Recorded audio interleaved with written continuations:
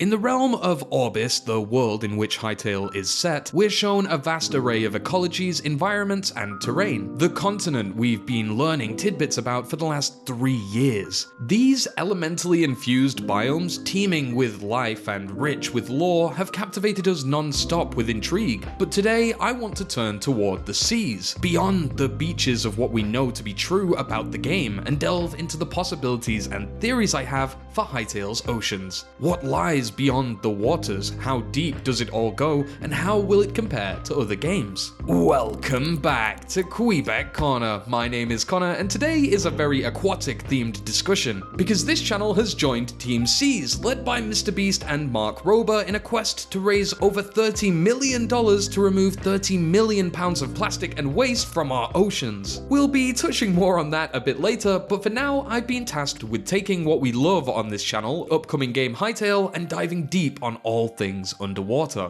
Now, since the release of Hytale's trailer, we've seen lots of ocean shots. Scenic coral reefs, long forgotten shipwrecks, and aquatic life aplenty. There's clearly just as much of a rich ecosystem down here as there is on land, true to the real world. The team has paid close attention to their underwater environments. This place was clearly made to be explored. You're gonna get oxygen breathing equipment and flippers after all. And this coincides with what the team have said in previous blog posts, that they want the deep ocean to feel like its very own biome, its own adventure with unique offerings. Plenty of games have lackluster water segments, barren seabeds, so a more detailed and vibrant experience can really be appreciated when seen. It can set apart your title. And Hytale already has a bunch of water wildlife confirmed already, from predators like sharks and huge krakens to a variety of fish species, clams, and even jellyfish. And that's not even touching on the plant life. Before taking the plunge, we know we can expect to travel from the beaches using simplistic wooden boats, finding various deserted and tropical islands as we go, perhaps some treasure-filled or maybe even cursed. Either way, it seems a pirate's life is in store for us as long as we're above the surface. How long can that last though? I mean, are the oceans infinite? Will there be any more continents to come across? Well, in a theory video I did almost 2 years ago now, I tried to break down the layout of the primary 6 zones we'll see in Hytale, eventually concluding that the area in which the story of the game takes place must be some kind of continent or large landmass, with a broad ocean completely encapsulating it. I'm not quite sure if this research still holds up today, as I'm sure the game has changed a lot since 2019, but remember way back the team did confirm that if you venture far enough beyond each zone, you'll reach the deep ocean, which eventually leads to something called the Infinite Lands. So that's where the oceans lead.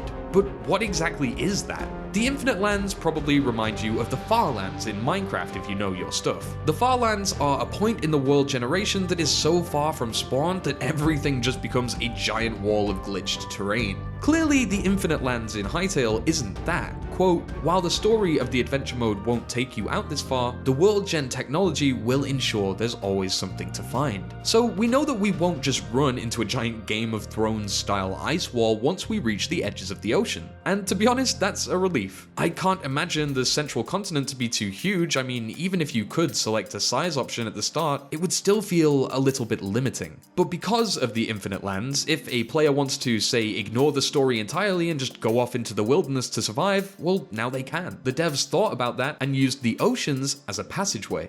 The Infinite Lands are completely unknown to us at this point. They could just hold more of the same zones, expanding outward randomly. Or there may even be unique lands and mobs waiting out there. We just don't know yet. Back to the oceans though. Will exploring, being in Hytale's waters even feel good? Will it be fun? Games like Soma and Subnautica have proven to us how underwater gameplay can be deeply immersive and atmospheric when done right. Soma, of course, utilizing a much more tense, horror-y aesthetic throughout its story, whilst Subnautica touches on more of a general open-world exploration and focuses on wildlife.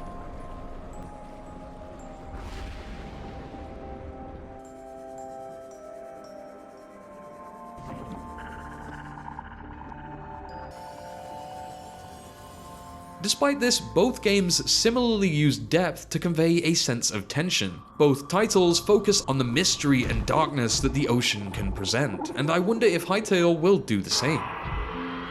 It remains unknown just how deep the Hytale oceans will be, but from previous research we know that the world height will be quite large, leaving plenty of room for a variety of sea biomes, caves, canyons, and more. Subnautica's focus on the exploration of the ocean definitely feels more in line with Hytale, where you'll have an oxygen tank and plenty of brighter areas to explore closer to the surface, having not just creatures to interact with, but an ecosystem of plants to study and collect. Perhaps some can even be used, sparingly may I add, to create various goods and potions. This is a fantasy game after all. And what about those islands we mentioned above the surface? Surely the team could learn a little from recent titles such as Sea of Thieves. I asked my good friend Exodus Ablaze, who is far more familiar with the game than I, what his thoughts were.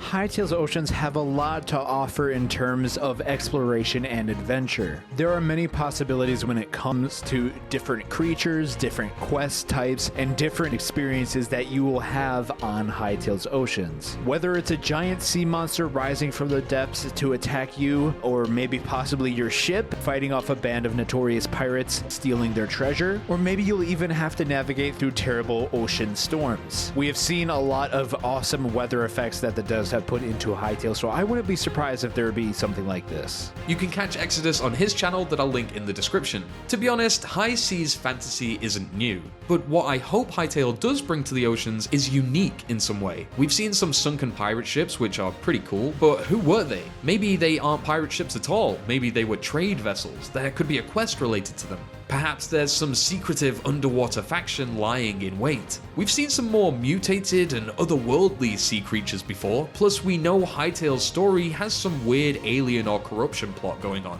This is almost definitely affecting the seas as well. We know that the land is being infected, invaded by the void, a dark element, but the seas are probably also being infected as well, being polluted by some dark outside factor. Similarly to how some of the water in the Snowy Zone 3 had been showcased to be corrupted in the Outlanders preview. And yes, while it's great to theorize the fantastical, Hytale is still somewhat grounded in realism. Beyond the magic, the dragons, the oversized yetis and epic wars, there exists subtle environmental dynamics amongst the various creatures and habitats of the world. We see the impact of these creatures on one another and their settlements' presence on nature itself. The different weather climates, how they're being distorted and changed, how Kweebecs live in unison with the trees but are contrasted with the Trorks who are way more industrial, harvesting all of the forests. We've mentioned that evil itself is polluting Orbis, twisting its creatures and causing hazards that could lead to the extinction of many species. And that's where the cause for today's video comes in.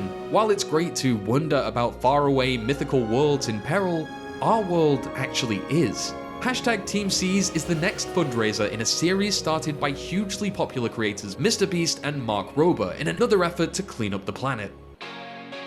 Our oceans, rivers, and beaches are already stuffed with over 200 million tons of plastic circulating, breaking down and whirling around, with 11 million more tons being added to that every year. I watched a documentary on Netflix a few months back called Seaspiracy, and it really startled me how bad things have become in the last decade. Aside from the obvious drinking water we consume daily, the ocean produces half the air we breathe each day. It's also a marvel to behold, a fascinating, vibrant realm filled with wildlife. So we need to preserve it, we need to protect it. Keeping oceans clean is the first step, but we also need to fix our rivers and beaches too. Rivers actually contribute up to 20% of ocean plastic pollution. They act as the arteries from deep within the land, delivering waste straight to the ocean. Cutting this problem off upstream is vital, and keeping the beaches clear too stops extra litter being claimed by the tide and damaging our precious coastal habitats. Just think about it, the packaging, bottles, plastic bags, and fishing equipment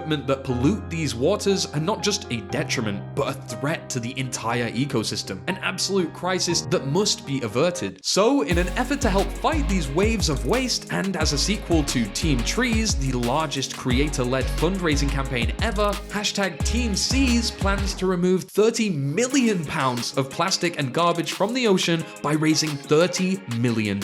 Just for perspective, that's the equivalent of 85 football fields covered of foot deep in trash. And in order to achieve this goal, not only did they reach out to thousands of creators that can in turn reach out to millions of viewers, but TeamSeas has also partnered with the Ocean Cleanup and Ocean Conservancy, two non-profit organizations perfectly specialized for this task. To clean the oceans and rivers is no easy task, of course. For example, Ocean Conservancy facilitates the ICC, or International Coastal Cleanup. This is one of the world's largest volunteer ocean and beach cleanup efforts. They innovate scientific solutions to help catch waste already in the sea, and advocates are sent out to help spread the word, supporting the efforts of those who depend on the ocean to live. Secondly, but by no means any less important, is the Ocean Cleanup. These guys target rivers. You know how we said that we need to catch the plastic before it gets to the ocean? Well, they develop technologies such as the interceptors, which are basically trash-eating robots, to help catch and filter out all kinds of waste. These machines are now being rolled out worldwide, with the organization's goal being to reduce 90% of floating ocean plastic by the year 2040. The team has worked tirelessly with these partners to ensure that every $1 donated equates to £1 less trash in the ocean. This is a remarkable opportunity, and to contribute yourself, you just need to check the fundraising window at the side of the video or visit TeamSeas.org, where you can gain access to the leaderboard and can add messages with every donation. Also, if you're concerned about where your donation will go, it has been assured that 100% of all money raised will be split 50-50 between and go directly to both non-profit partners. Please, please, please do your part and consider helping to clean up our planet.